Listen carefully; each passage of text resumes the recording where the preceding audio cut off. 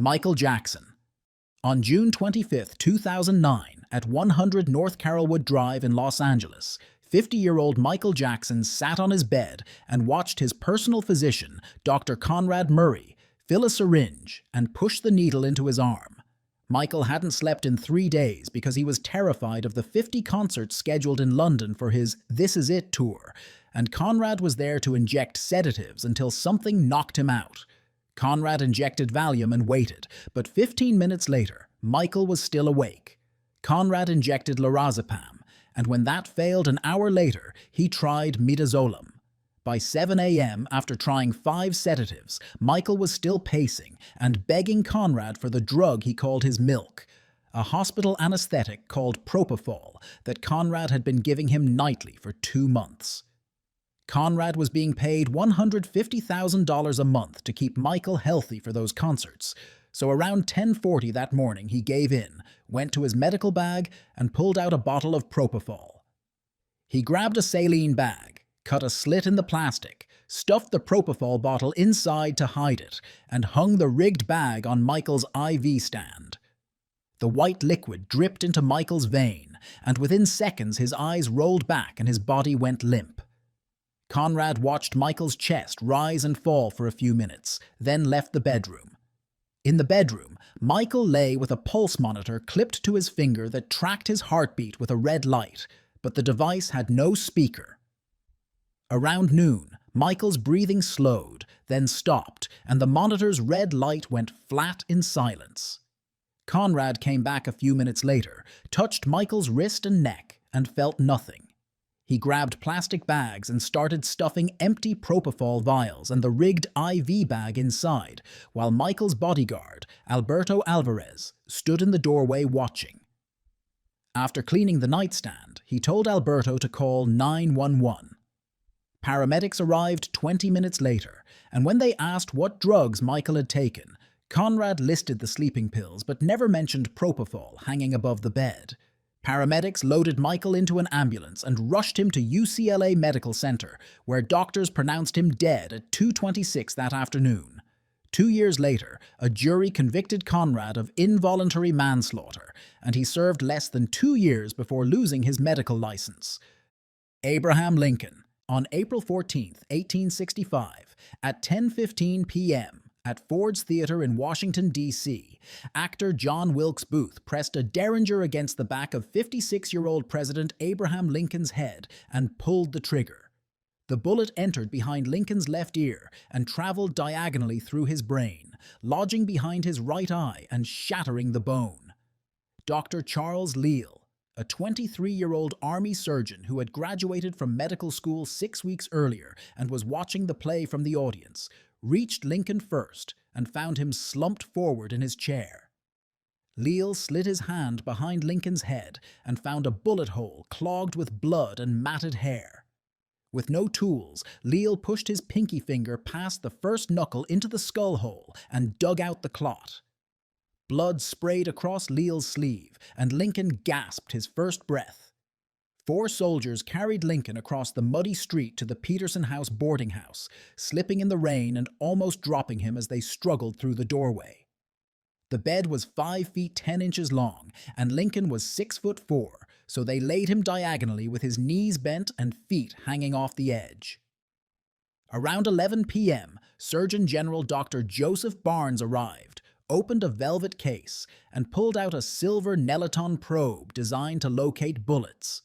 Barnes looked at the probe's tip, wet it with his saliva, then wiped his hands on his blood-stained coat before inserting the rod into the bullet hole. The rod slid into Lincoln's brain, 2 inches, then 4 inches, searching for the bullet behind the right eye. The probe hit something hard and made a scraping sound against bone, and Barnes twisted it, trying to work around the shattered fragments. When Barnes pulled the rod out, he found no bullet, just blood and brain tissue on the tip, which he wiped on a dirty towel before handing the probe to another doctor. Throughout the night, Lincoln's face changed as blood pooled behind his right eye, and by 3 a.m. the skin around it had turned from pale to purple and swollen shut. His breathing became loud, wet snoring followed by silence that lasted 30 seconds, then a sudden gasp for air. Every time the breathing stopped, one of the doctors reached behind Lincoln's head and peeled the blood scab off the wound to make it bleed again, believing this relieved pressure. At 7:22 a.m. on April 15th, Lincoln's breathing stopped, and Barnes placed 2 silver coins over his swollen, bruised eyelids. Blood soaked through the sheets to the mattress, stained pillows lay on the floor, and bloody towels covered the surfaces. Modern neurosurgeons who studied the case concluded that while the bullet wound was almost certainly fatal, the probing destroyed the natural clotting and removed any possibility of survival. Over 10 doctors visited the room that night, each convinced they needed to do something to save the president, and their prestige turned a fatal wound into guaranteed death. Matthew Perry. On October 28, 2023, at his Pacific Palisades home, 54-year-old actor Matthew Perry sat in his outdoor hot tub and asked his assistant, Kenneth Iwamasa, to inject him with ketamine. Ketamine is a surgical anesthetic used to sedate horses and surgery patients, and Iwamasa had no medical training. Weeks earlier, Perry had been receiving ketamine therapy for depression at a clinic, but when the clinic refused more doses, 2 doctors stepped in to supply him with black market ketamine for cash. The doctors bought ketamine vials for $12 and sold them to Perry for $2,000, and Dr. Salvador Plasencia visited Perry's home to teach Iwamasa how to find a vein and inject the drug. On October 12th, 2 weeks before Perry's death, Dr. Plasencia injected Perry with ketamine and watched his blood pressure spike dangerously while his body froze and he couldn't speak or move. Despite watching Perry almost die, Dr. Plasencia left vials of ketamine with Iwamasa and continued supplying the drug. On the morning of October 28th, Iwamasa injected Perry with ketamine at 8:30 a.m., while Perry watched television in his bedroom. 4 hours later, at 12:45 p.m., Perry asked for a second injection, and Iwamasa gave him another dose. Just 45 minutes later, at 1:30 p.m., Perry walked to his backyard hot tub overlooking the ocean, climbed into the water with red and blue lights glowing beneath the surface, and asked for a larger dose. Iwamasa prepared a larger dose and injected Perry while he sat in the hot water, then left to run errands, leaving Perry alone in the tub. Ketamine disconnects the brain from the body, and when Perry slipped under the water, he didn't hold his breath or panic and inhaled the water. When Iwamasa returned at 4 p.m., he found Perry face down in the hot tub. Iwamasa called 911 and paramedics pronounced Perry dead. An autopsy revealed his ketamine levels were equivalent to general anesthesia for major surgery. Authorities arrested Dr. Plasencia, Dr. Mark Chavez, and Iwamasa after discovering text messages where Plasencia called Perry a moron while discussing prices. All 3 were charged with conspiracy to distribute ketamine and causing death. Joan Rivers. On August 28, 2014, at Yorkville Endoscopy on Manhattan's Upper East Side, 81-year-old comedian Joan Rivers arrived for a routine endoscopy with the clinic's medical director, Dr. Lawrence Cohen.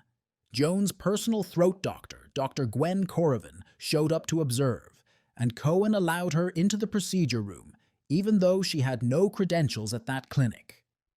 Corrivan wore street clothes with a medical gown thrown over them, looking more like a visitor than a surgeon. After the clinic director sedated Joan with propofol and completed his endoscopy, he pulled out his cell phone and took a photo of himself and Joan's throat doctor standing over the unconscious patient, saying he might get some likes on Instagram. Then Joan's throat doctor stepped in to examine Joan's vocal cords with a laryngoscope, a procedure she had no authorization to perform. When the laryngoscope went down Joan's throat, her vocal cords slammed shut in a reflexive spasm, cutting off all airflow.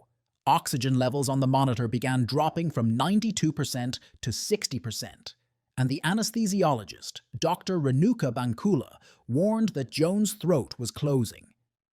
Joan's throat doctor ignored the warning and kept pushing the scope deeper, trying to force it past the closed vocal cords. As Joan's oxygen dropped toward zero, the anesthesiologist suggested a paralytic drug to relax the throat muscles so they could insert a breathing tube.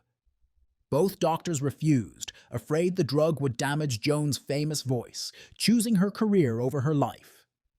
Joan's heart stopped, and as the clinic staff began chest compressions, Joan's throat doctor slipped out of the room and left the building. By the time someone called 911, Joan had been without oxygen for several minutes.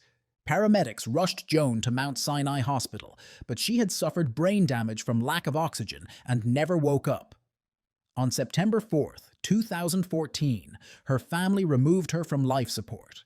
Investigators discovered the photo the clinic director had taken and found that Joan's throat doctor had performed an unauthorized procedure. Joan's family reached a multi-million-dollar settlement with the clinic. The clinic director resigned, and Yorkville Endoscopy lost its accreditation. No criminal charges were filed against either doctor. Maradona.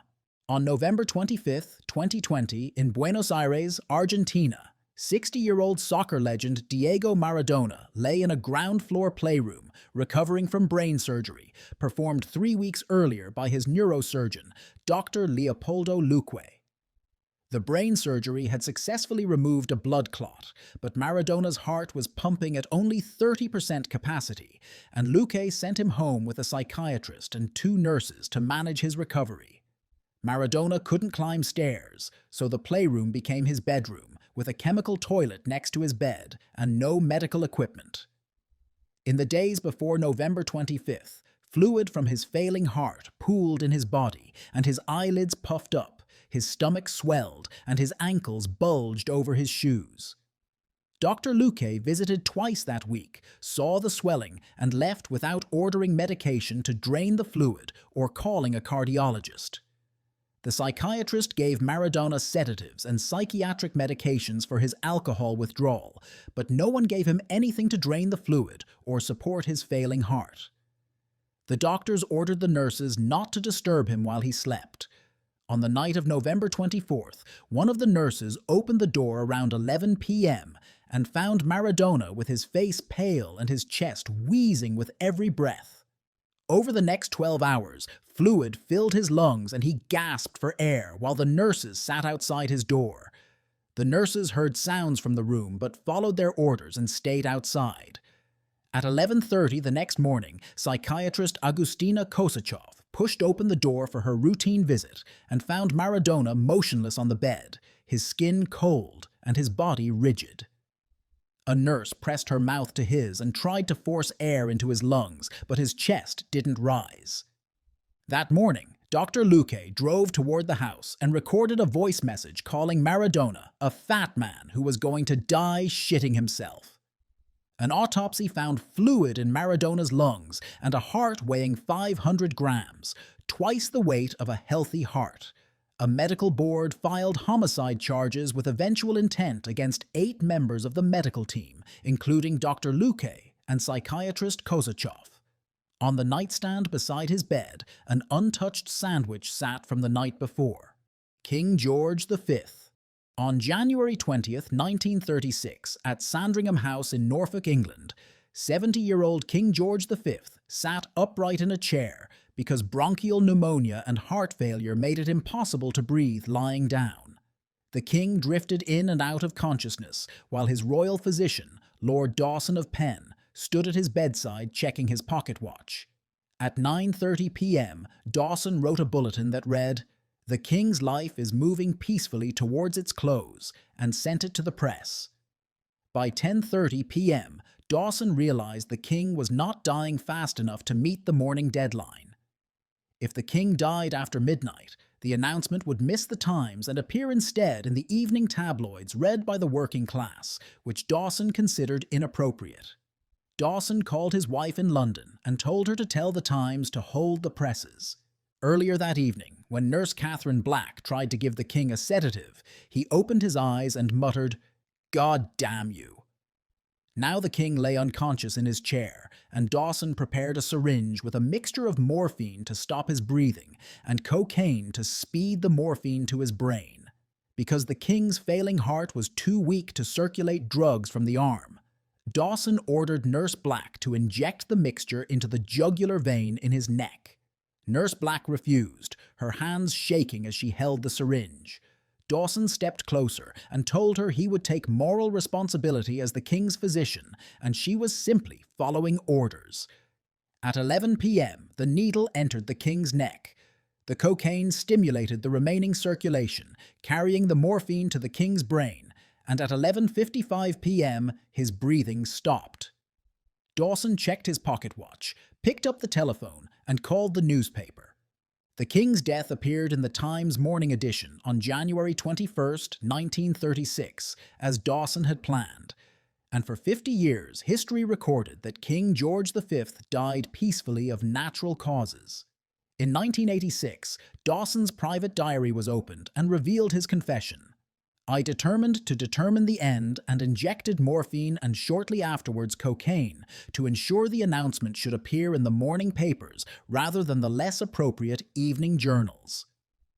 Dawson had died in 1945, 41 years before the truth emerged, and no charges were ever filed.